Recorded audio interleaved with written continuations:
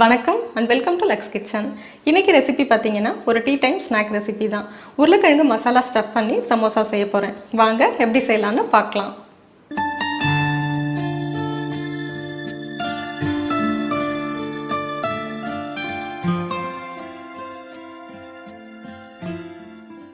சமோசா செய்யறதுக்கு ஒரு மிக்சிங் பவுலில் 1 கப் கோதுமை மாவு, 1/2 கப் மைதா மாவு, தேவையான அளவு உப்பு, 1 டேபிள் ஸ்பூன் எண்ணெய்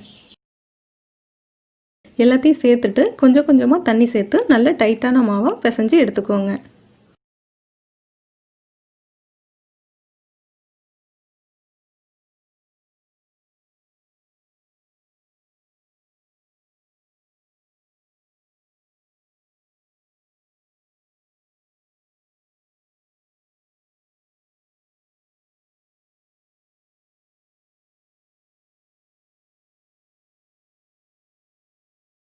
இப்போ நம்ம சமோசாவுக்கான ஃபில்லிங் ரெடி பண்ணிக்கலாம்.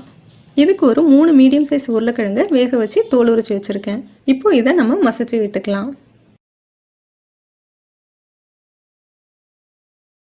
இதுக்கப்புறம் ஒரு கடாயில் 2 டேபிள் ஸ்பூன் எண்ணெய் ஊற்றி 1/4 டீஸ்பூன் ஜீரகம், 2 பச்சை மிளகாய், 1 டீஸ்பூன் துருவின இஞ்சி, கருவேப்பிலை கொஞ்சம் சேர்த்துட்டு ஒரு பெரிய வெங்காயம் அதையும் சேர்த்து வதக்கிக்கோங்க.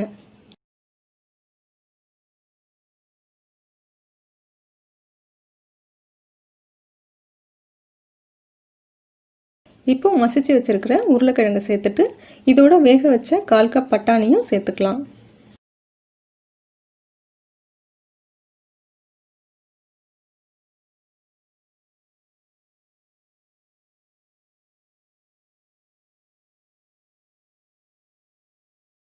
இதோட 1/2 டீஸ்பூன் மிளகாய்த்தூள், 1/4 டீஸ்பூன் மஞ்சள் தூள், 1/2 டீஸ்பூன் மல்லித்தூள், 1/4 டீஸ்பூன் ஜீரகத்தூள், 1/4 டீஸ்பூன் கரம் மசாலா தூள், தேவையான அளவு உப்பு எல்லாத்தையும் சேர்த்துட்டு நல்லா மிக்ஸ் பண்ணி ஒரு 5 நிமிஷம் வதக்கிக்கோங்க.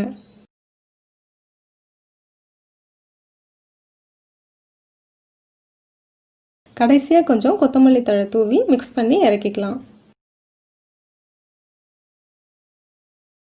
இப்போ நமக்கு ஃபில்லிங் ரெடி ஆயிட்டு.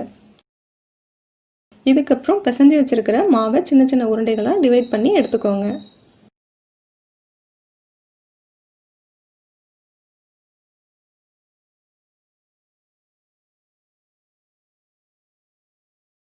இதை ரொம்ப மெலிசாக இல்லாமல் பார்த்து ரோல் பண்ணிவிட்டு நடுவில் கட் பண்ணி 2 பீசஸாக எடுத்துக்கோங்க.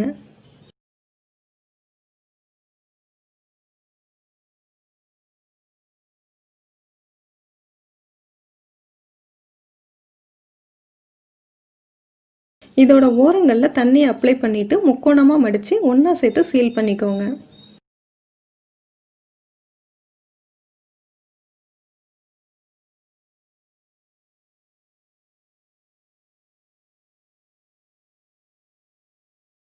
இதுக்கப்புறம் நம்ம ரெடி பண்ணி வச்சுருக்கிற உருளைக்கிழங்கு மசாலாவை உள்ளே வச்சு மேலேயும் தண்ணி அப்ளை பண்ணி சீல் பண்ணிவிடுங்க.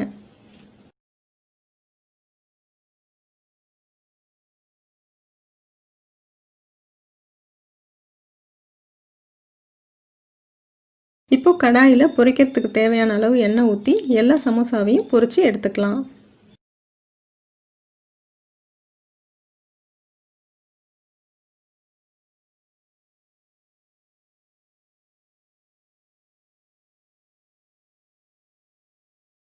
இப்போ நமக்கு சமோசா ரெடி ஆயிடுச்சு.